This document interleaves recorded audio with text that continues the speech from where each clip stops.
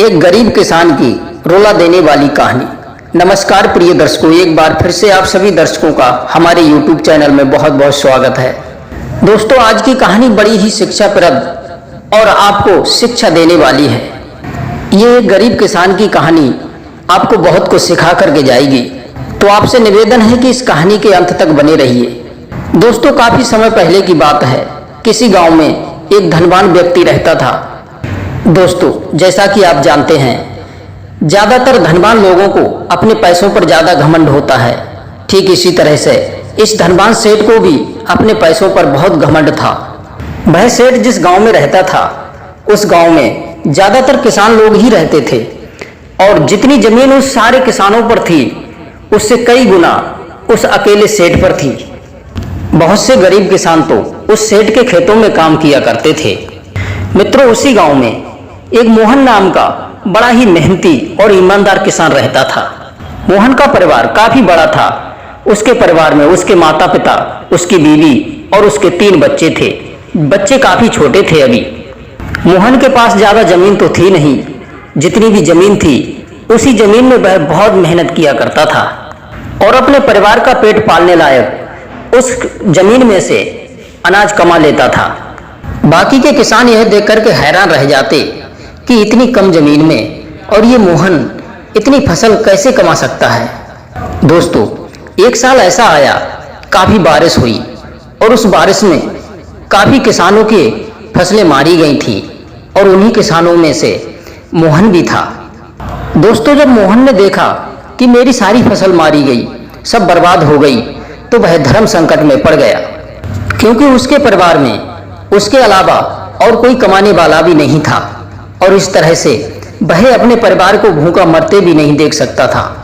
मोहन किसान सोचने लगा कि इस गांव में अगर कोई मेरी मदद कर सकता है तो वह एक घमंडी सेठ है।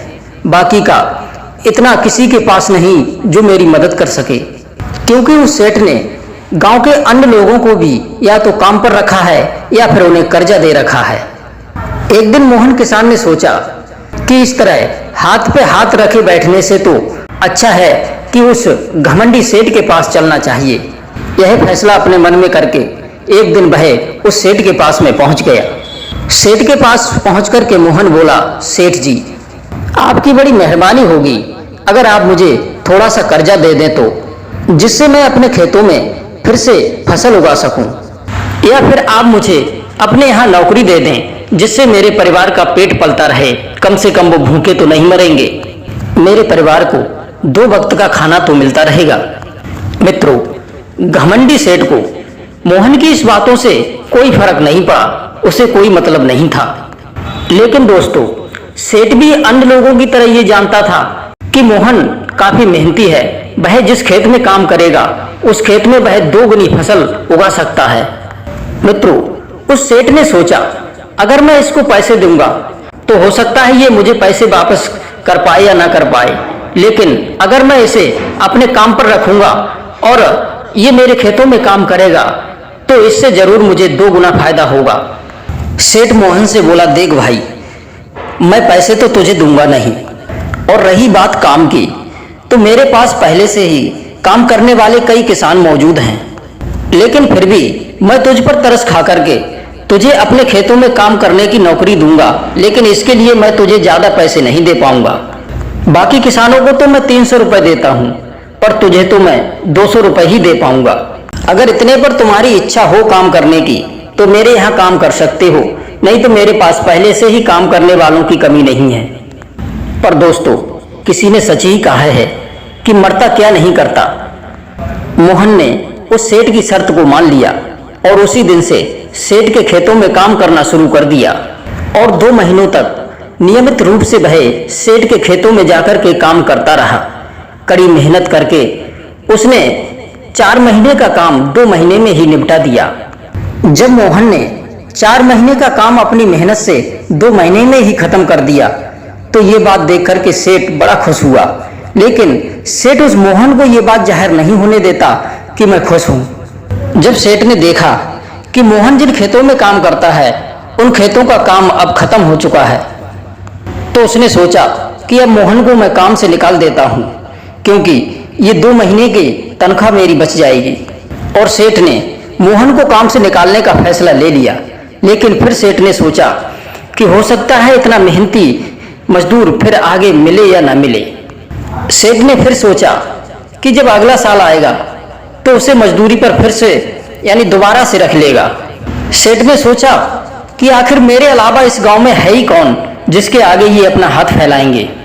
एक दिन सेठ ने मोहन को अपने पास बुलाकर और उस दिन का उसे पैसा दिया और कह दिया कि अब कल से तुम्हें काम पर आने की कोई जरूरत नहीं है।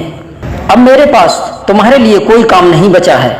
जब मेरे पास काम आएगा तो मैं तुम्हें दोबारा से बुला लूंगा। दोस्तों, यह बात सुनकर के मोहन का कलेजा बैठ गया। उसने सोचा इन 2 महीनों से भले ही तनख्वाह कम थी, लेकिन कम से कम मेरे बच्चे और परिवार के पेट में अन्न तो जा रहा था। अब वह क्या करेगा, उसका परिवार भूखों मर जाएगा। यही सब सोच करके मोहन की आंखों से आंसू बह निकले। मोहन ने तुरंत सेठ के पैर पकड़ लिए और गिड़गिड़ाते हुए कहा कि सेठ जी, मुझे इस काम की बहुत सख्त जरूरत है, मुझे इस काम से मन निकालिए। सेठ जी, अगर मैं काम पर नहीं आया तो मेरा परिवार भूखों मर जाएगा, इसलिए मुझे इस काम से मन निकालिए। लेकिन अपने मतलब से मतलब रखने वाले सेठ को उसकी बातों से कोई प्रभाव नहीं पड़ा। सेठ ने खरी खोटी सुना करके मोहन को वहां से विदा कर दिया और मन ही मन ये खुश होने लगा कि मेरी 2 महीने की तनख्वाह बच गई। दोस्तों, अगले दिन जब सेठ उठा तो वह अपने आंगन में आया तो उसने देखा कि मोहन उसके आंगन में बैठा है। सेठ ने मोहन को अपने पास बुलाया और कहा, क्या हुआ, तुम यहाँ क्यों बैठे हो? मोहन बोला, सेठ जी, आप मुझे वापस काम पर बुला लीजिए। आप तो जानते ही हैं मेरी आर्थिक स्थिति कैसी है, मेरा परिवार भूखों मर जाएगा, इसलिए आप मुझे काम पर दोबारा से रख लीजिए। सेठ जी, मुझ पर दया कीजिए। लेकिन दोस्तों, उस घमंडी सेठ ने उस मोहन की एक बात नहीं सुनी और उसने भला बुरा कह करके उसे वहां से निकाल दिया। बेचारा मोहन अपना सिर नीचा करके वहां से चुपचाप चला गया। दोस्तों, अगले दिन फिर यही घटना दोहराई गई। अब तो यही घटना कई दिनों तक चलती रही। सेठ के काफी डांटने पर भी मोहन वहीं बैठा रहता था। एक दिन सेठ ने मोहन से पूछ लिया, तुम कैसे आदमी हो?